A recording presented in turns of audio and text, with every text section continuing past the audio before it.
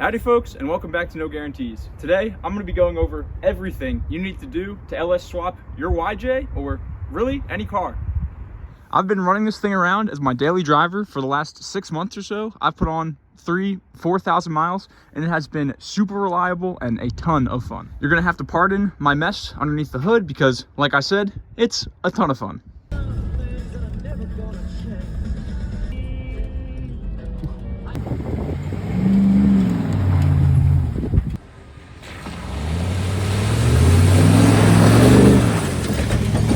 First, let's start with the star of the show under the hood, and that is the engine. Now, I'm not going to dive into 5.3 versus 6.0 versus 6.2 and Generation 3 versus Generation 4 because there is a ton of content online talking about that exact same thing. What I will do is give an example of what I did. This right here is a 2002 5.3, and the way I decided to make my first swap as easy as possible was to buy the entire 2002 Silverado. Getting a donor vehicle, if it's your first swap, can make things a lot easier because the engine and transmission already come together as one. You'll know they fit together. You can make sure all of the accessories work. You can have all of the wiring for the entire truck to wire in some additional features that we'll talk about later. And it just keeps things super simple. I was able to buy the whole truck for $1,000, pull the engine and transmission out of it, and then sell everything back out for 500 bucks. So essentially I got the engine, transmission, all accessories, and all the wiring for $500. I'm not saying at all that you have to buy a donor truck, but if you have the space, it makes things a lot easier. Another great thing about the 5.3 is because it's so cheap, it can serve as a stepping stone down the line. For example, I plan to drop a cammed 6-liter in here, and it'll bolt and wire completely up to everything I already have in this setup. Now that you've selected your engine, let's talk about the transmission. There are really two routes you can go here. You can go with the stock Jeep stuff, or you can switch to a Chevy transmission like I did. This Jeep from the factory had the little 2.5 4-cylinder, and behind it, it had the AX5. If it was an automatic, it would have been the TF904. And those two transmissions are nowhere near strong enough to hold up to V8 power. They're not really even strong enough to hold up to the 4-cylinder. But if your Jeep has the 4-liter or 4.2 from the factory, you either have the BA105, the AX15, or the TF999. The latter two are definitely strong enough. The BA105 doesn't even really hold up behind the early 4.2s. So if you have a AX15 or TF999, there are companies like Novak and a few others that make adapter plates that go between your engine and transmission, allowing you to run the factory Jeep transmission, transfer case, cross member, and drive shafts, and saving you a lot of money if that's something you can do with your Jeep. From the Chevy side, the two options I'm going to talk about are the 4L60 and its bigger brother, the 4L80. I went with a 4L60 simply because of the length.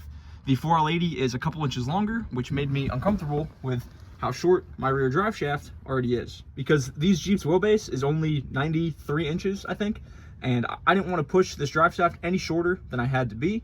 I've already got a super short slip yoke eliminator on the transfer case to try to get as much room as I possibly could back there. Speaking of the transfer case, you've got a couple options here as well. And regardless of what transfer case you pick, you want something that you can put a slip yoke eliminator on the back of, even if it's just for length concerns.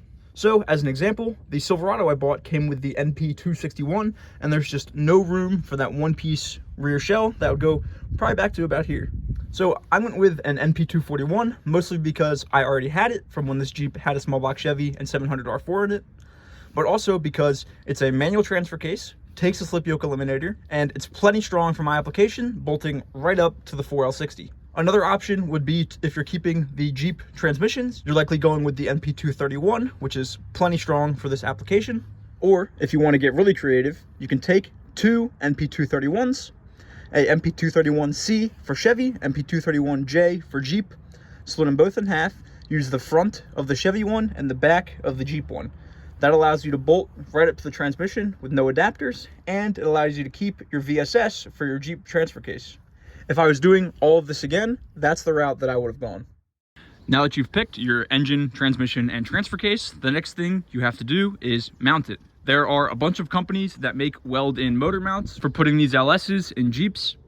Novak, Advanced Adapters, Dave's, Rusty's, just to name a few, and I'm sure there are many more. And if I was doing this all over again, that's definitely the route that I would have gone. However, because I had a small block Chevy in here before an LS, I had the Advanced Adapters engine cradle for dropping in a small block Chevy. You can kind of see it right here. There's the start of the cradle. And because I already had that cradle in here, I could treat this Jeep as if it was a Chevy product coming stock with a Chevy V8. So all I had to do was buy some ICT billet adapter plates to hook up to the LS mounts, and then I have an LS sitting in my Jeep. So that's not something that Advanced Adapter advertises, but if you pick up their small block Chevy cradle and get some ICT billet adapter plates, you can drop an LS in your Jeep without doing any welding. But like I said, if I was starting this all over and I was going directly from a Jeep engine to an LS, I would have just bought the welded ones. As far as the transmission mount, you've really got two options. If you're running the stock Jeep transmission and transfer case, obviously you're going to keep the stock Jeep crossmember. But if you're running a Chevy transmission and transfer case, you can either modify the factory crossmember to accept the 4L60, which is what I originally did when I had the small block Chevy, or you can fabricate your own crossmember, which is what I did with the LS. If you have the ability, this is definitely the way that I would go. It makes it super easy to service everything under there, and extremely easy to raise and lower the transmission if you need to pull it out for any reason. While I'm lying on the ground, let's talk about rear axles. And this is not 100% required for your swap, but it's definitely something to consider. The Dana 35 is an infamous weak point in these Jeeps, and a Ford 8.8, which is what this is, from a 95 to 01 Explorer, is 31 spline, pretty much the right length, and the correct bolt pattern to take the same tires as your front Dana 30. This was one of the first modifications that I did way before I ever had a V8 or anything like that. Now that you've got your driveline all mounted, we can move into drive shafts. There are really two options here. You can either fabricate them yourself or buy them. I, of course, bought them because that's way outside of my ability range, at least for something that I want to drive on the highway. I got mine from Tom Woods. There are also companies like Adams and others who make custom drive shafts, where all you have to do is tell them your transfer case, rear axle, front axle, and your lengths, and they will send you some drive shafts in the mail about 2 weeks later. Now we can talk about the main reason people are apprehensive to do these swaps, and that is the wiring and the plumbing. Starting with the wiring, in this box right here with all the stickers on it, I've got both the Chevy fuse block and the Jeep fuse block. I did that very intentionally because it allowed me to use all of the original LS wiring and just piggyback off the Jeep fuse box for a power source. So the Chevy box runs the engine transmission, and the Jeep box runs the cabin and things like the headlights and that sort of stuff. It made it really easy for me to wrap my head around, and it looks relatively clean when I put it inside this little box in the corner. There are companies that make standalone wiring harnesses for the LS and their automatic transmissions. The reason I did not go with one of those is there's a lot of functionality that you lose. As an example, I used a lot of the stock wiring coming off of the Silverado harness to power the transfer case, which no standalone harnesses that I found online work for four-wheel drive applications. You have to wire that all in yourself anyway. So I decided adapting the factory harness, and in my case, the factory computer was the way to go. As far as the computer, there are also a whole bunch of options. I mean, Aces, stock, Holley with the Terminator. I mean, there are a ton of them. And it's really up to you to decide how far you plan on going with your project. There's a lot that the stock ECU can handle as far as boost and tuning and that kind of stuff. So even if I want to put forced induction or a power adder on this, I can, and it'll be just fine. The only thing I want to mention with the stock ECU is you do have to get your VATS deleted, Vehicle Anti-Theft Security, I think it stands for. All that is the computer is checking for an immobilizer that comes from the key. All you have to do is put your computer in a box and send it to somebody online for 50, 75 bucks. They'll put it on their bench harness, delete the VATS, and send it back to you. If you get through your whole swap and don't delete the VATS, you'll end up with an engine that either starts for a couple seconds and then dies, or only cranks and won't start at all. For the sake of keeping this video short and sweet, I'm not gonna talk about exactly, which wire goes to what and that kind of stuff. There are plenty of wiring diagrams on websites like LT1 Swap, or if you're working on one of these Jeeps, the factory service manuals are available online for free, and you can get all of the wiring information you need and more. If you guys would like to see an exact video of really what wire connects to what of this whole harness, I'd be happy to do it. Just let me know in the comments. Next up, let's talk about fuel. Assuming you've got your engine all wired up correctly, you should be able to get it to pop off on some brake clean. Let's start in the back with the fuel pump. I went with an Aeromotive Stealth 340 because it pretty much bolts right into the stock sending unit. All I had to do was shorten that length of submersible hose, and then it went right in. Kind of off topic, but worth mentioning, if you're ever replacing your fuel pump and sending unit on one of these Jeeps, on all of them, I don't care what brand you buy or how expensive it is, the length of fuel hose that goes between the sending unit and the pump is all junk. So take it apart and then buy some real deal submersible fuel hose online and swap it in where that original one came, and it'll limit 90% of the problems that people have with these aftermarket sending units. As far as the fuel lines, I'm running -6 AN, full front to rear with AN fuel filters and check valves as well. And then for the wiring, I'm using the factory Jeep wires to control the sending unit and the gauge on the dash. And I'm using the Chevy computer to power the fuel pump through a relay. Now that we're up here, I'm just running the stock Silverado fuel rails, regulator, injectors, all that kind of stuff, because I have a stock engine, so I don't really have a need to change it. Next up, we can talk about the exhaust. I'm running the stock 5.3 Silverado manifolds. If I was doing this again, I probably would have bought some headers, but I had these and I was getting impatient, so this is what I went with. I am running cats on both sides and all 4 O2 sensors because I have to pass emissions in my state. But I'm 3-inch coming together, 3-inch Y-pipe, Flowmaster 50 series muffler, and then out the back. Now we know where the air is going out down below. Let's talk about where it's going in. So the Silverado that I bought already had this K&N cold air intake on it, and all I did was refit it in the Jeep.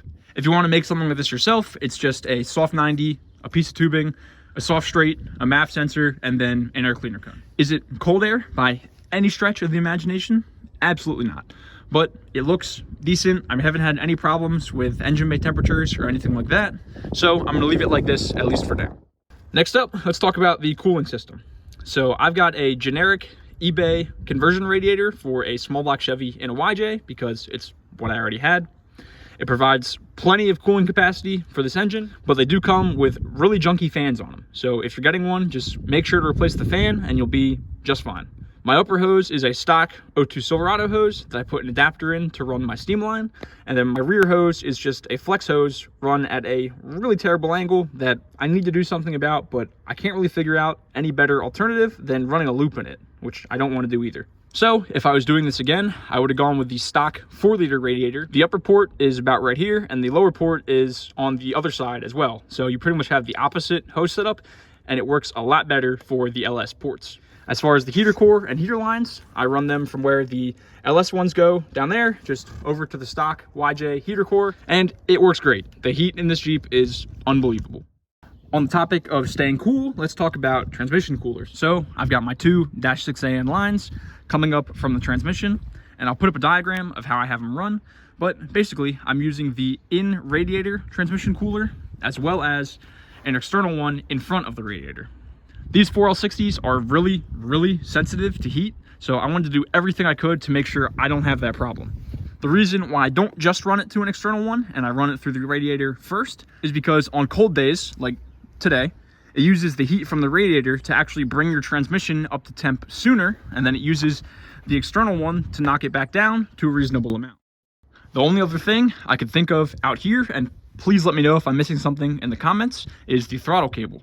I've got it run through the stock hole where the YJ original throttle cable would have come out of, running in the stock Chevy location, kind of across the intake, and then up to the front, running off to the stock throttle body. This is just a cheapo Amazon $30 or $40 universal LS throttle cable, and it's worked great for my application. The only thing I had to change was I had to put some washers on this end to make sure it didn't pull through the hole in the firewall. And now you can see the other end of that throttle cable. Does it look a little jank? Yes, but it definitely works. Now let's talk about gauges, and please excuse my dash. I've got it all pulled apart to paint it and kind of refurbish the whole interior. The tack is a pretty easy one. The Chevy computer puts out a 4-cylinder signal, and this tack is expecting a 4-cylinder signal, so you can wire them right up. You're good there. The same case with the check engine light. Chevy and Jeep both agreed on how they should wire it, and you can just connect them up and you're good there as well. As far as the speedometer, it's almost the same case. So you can wire it up plainly, the same as you can both of those, but you need to go into your computer and change the output that it's giving so this gauge can read it. You can do that on an application like HP Tuners, or you can send it off to somebody and ask them to do it when they're doing your VATS delete, and most of them can do it for an added cost. Moving on to your right cluster, this is the easier one. So I'm going to come back to the 4-wheel drive indicator. The fuel gauge is super simple, stock YJ sending unit, stock YJ gauge, good there. Temp sensor and oil pressure, all you need to do is take the original YJ sensors, put them into the Chevy block with some adapters, and you're good there as well. For the volt gauge, also easy one, that just takes the power to the cluster and measures it out. All right, so back to the 4-wheel drive indicator. So this is one of my examples on why I did not go with a standalone harness, is I wouldn't have one, or I'd have to wire one up myself. All I did for that was I took the stock Chevy wiring that runs from the transfer case to the front axle, and instead of running it to the axle, I ran it to this light, and it works great. I always thought it was kind of silly because you can always look at your shifter and just figure out what you're in if you forget, but I'm a sucker for having original functionality if you can't tell, so I like the fact that it works. Your other option with all the gauges that personally I did not consider because I like the look and feel of the original stuff is going with all aftermarket gauges. There are companies like Autometer that make drop-in gauges that drop into the YJ with the LS platform and everything works. You don't have to mess with in the computer or sensor locations or anything like that. So if you got the coin, you can spend up and do that kind of thing as well. While I'm in here, we can also talk about shifters. If you're running the stock AX15, for example, and the stock MP231, you can keep your original shifters. If you're running aftermarket ones, you're going to have to get creative. So I've got a JB Customs MP241 shifter and a B&M Unimatic for the transmission. Both of these are cable operated, and I did that intentionally because it makes it super simple to run. You don't have to worry about any linkages or anything like that. And I think they result in a pretty clean look on the interior as well. And lastly, I know I said I wasn't going to dive into the wiring, but it's super simple and worth doing. I put an OBD2 port inside my glove box that runs off the Chevy computer so I can read my trouble codes and that kind of thing. Originally, I wasn't planning on doing it, but it makes a huge difference if you're ever trying to diagnose something, and it's well worth the 3-4 wires that you have to run to get one. And I think that's really it. There's not that much to it. There's only so many systems that you have to go through in order to figure out one of these swaps. I used to think that the fun part about cars and being into cars was working on them. I would spend all night to all hours in the morning working on this and trying to get things done, but I think that was just because I never had something cool worth driving around. Now that I've got this, I've been taking it off-road and doing things with my friends with it and taking it to car shows and daily driving it and talking to people at gas stations about it. And that's the fun part. So if you're like me and you've had a project sitting on jack stands for years, it's time to get to work.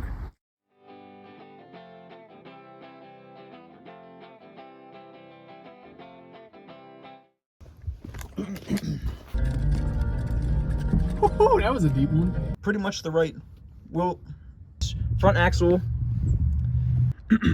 vehicle anti-security.